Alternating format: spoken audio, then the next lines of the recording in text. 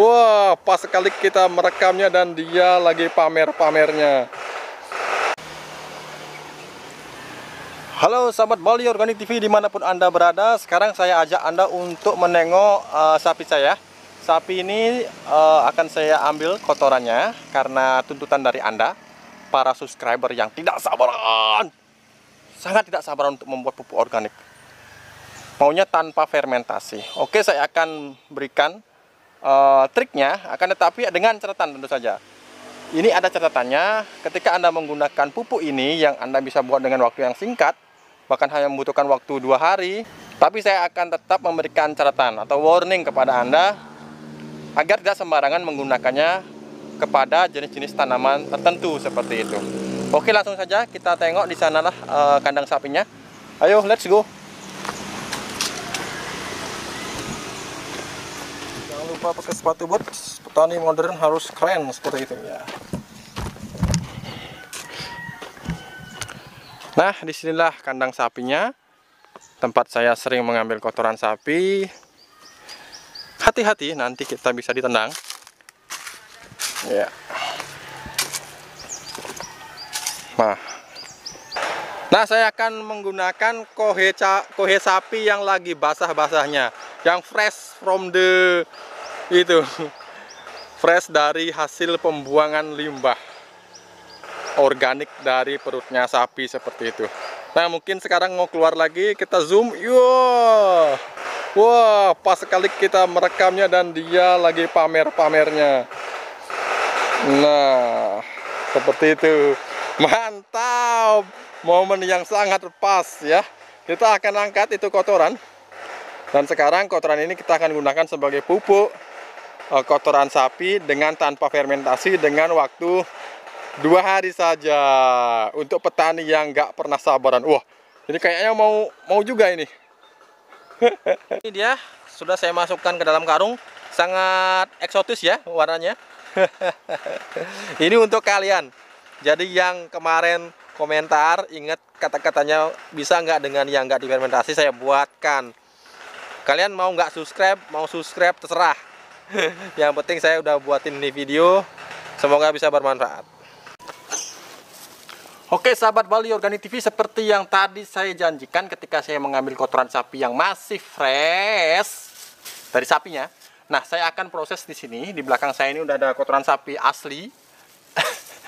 Jadi sebenarnya kotoran sapi itu idealnya itu harus difermentasi dulu untuk menurunkan keasaman atau kadar pH-nya agar bakterinya nanti itu bisa hidup ketika Anda gunakan sebagai pupuk seperti itu. Kalau pH sapi yang baru seperti ini, pH-nya pasti di angka 4 sampai paling tinggi 5. Memang pH sapi, keasaman sapi tidak seasam kotoran yang lainnya, kotoran hewan yang lainnya. Bisa sangat asam, akan tetapi pH ini juga berbahaya bagi bakteri nantinya, bakteri baik untuk menjadi pemberi nutrisi mikro itu juga kurang baik dan tidak bisa tumbuh secara maksimal seperti itu. Nah, itu sebenarnya sebabnya seperti itu. Kalau unsur hara makro itu jangan ditanya. Unsur hara makro yang di belakang saya ini pasti udah kaya karena udah diproses di perutnya sapi seperti itu. Oke, seperti apa cara membuatnya? Tonton terus, jangan di skip-skip. Karena skip ilmu itu berbahaya. Ketika nanti ada satu yang lewat, Anda bisa salah dalam prosesnya seperti itu. Oke, bahan yang kita butuhkan di sini adalah kapur pertanian alias dolomit ya. Pasti yang sudah petani pasti ngerti lah ya, kapur pertanian atau dolomit. Jadi kalau ada yang nanya, Pak, itu sama dengan kapur bangunan, teksturnya berbeda, nutrisinya juga berbeda. Mengakalinya Anda bisa gunakan pecahan telur, bisa. Nanti saya buatkan video tentang itu ya. Nah, seperti ini dolomit sebanyak apa ya? Tadi saya ngambilnya lupa, 2 centong itu sekitar berapa gram ya? Mungkin ada sekitar 1 kilo lah, 1 kilo lah, anggap 1 kilo kapur dolomit. Tapi saya nggak akan pakai semuanya ya, jangan disiapkan 1 kilo. Ini fungsinya adalah untuk menetralisir kadar asam yang sangat-sangat hebat di dalam kotoran sapi yang baru seperti itu. Sangat asam ini, lumayan lah pokoknya, tidak cocok untuk dipakai di tanaman. Nah, selain itu saya juga gunakan bahan yang satu ini penting banget. Tadi untuk menetralisir keasaman, yang sekarang ada lagi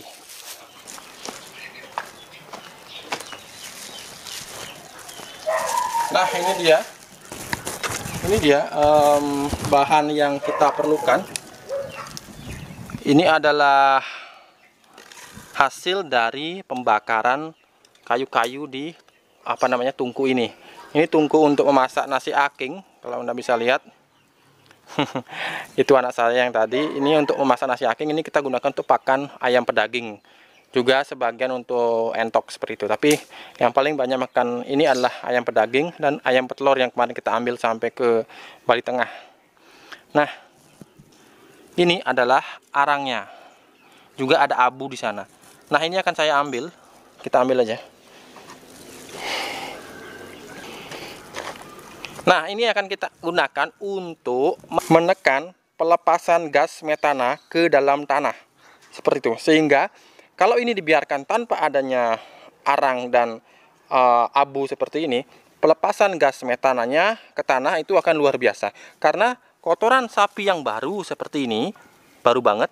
Nah, ini memiliki kandungan metana yang sangat tinggi dan akan dilepaskan seiring waktu.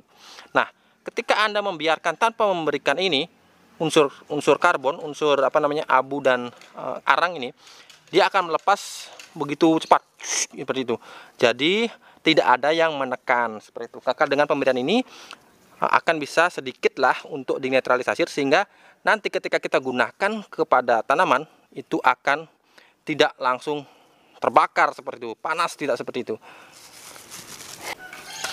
Oke, pertama-tama kita taburkan dulu kapur dolomit alias kapur pertanian seperti ini. Taburkan.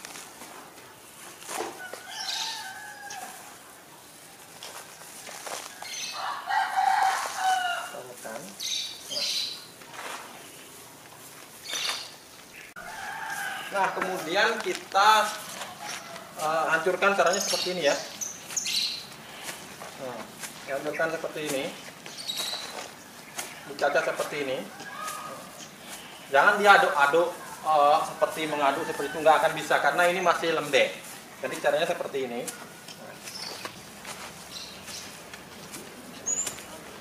Anak saya cium baunya langsung keludak. Jadi buat kalian yang kemarin jurusan ngerjain ini ya, aduh, tapi nggak apalah, subscribe atau nggak subscribe, yang penting di share.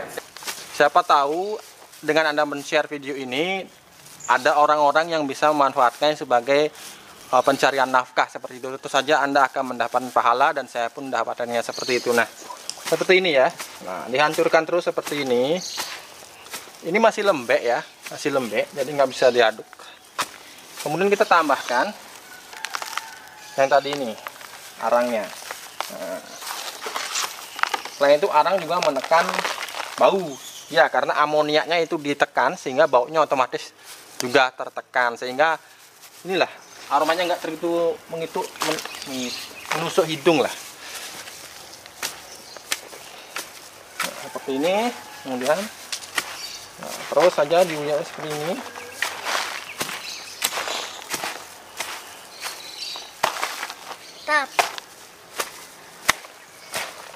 Nah, terus ini sambil terus ditabur-tabur seperti ini.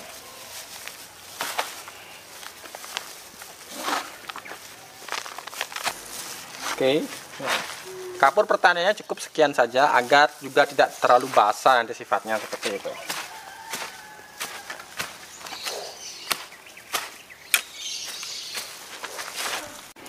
Oke, nah jadinya seperti ini ya. Ini sudah istilahnya di osek-osek, kalau di saya itu di pilar-pilar seperti ini. Jadi kotoran yang lembek tadinya tuh dia tidak menggumpal, akan tetapi dia menyebar seperti ini. Nah, ini dijemur. Nah, ketika kering dia akan berbentuk butiran-butiran kecil seperti itu. Nah, dan itu sudah bisa kita gunakan. Akan tetapi ini catatan ya, akan saya tulis besar-besar catatan. Ini hanya bisa digunakan untuk tanaman-tanaman yang berusia 6 bulan ke atas, alias tanaman berumur panjang, dengan batang yang sudah kokoh, dengan perakaran yang sudah masuk ke dalam tanah. Nah, itu baru boleh kita kasihkan. Karena apa? Sehebat-hebatnya kita menekan amoniak di dalam, amoniaknya akan tetap ada.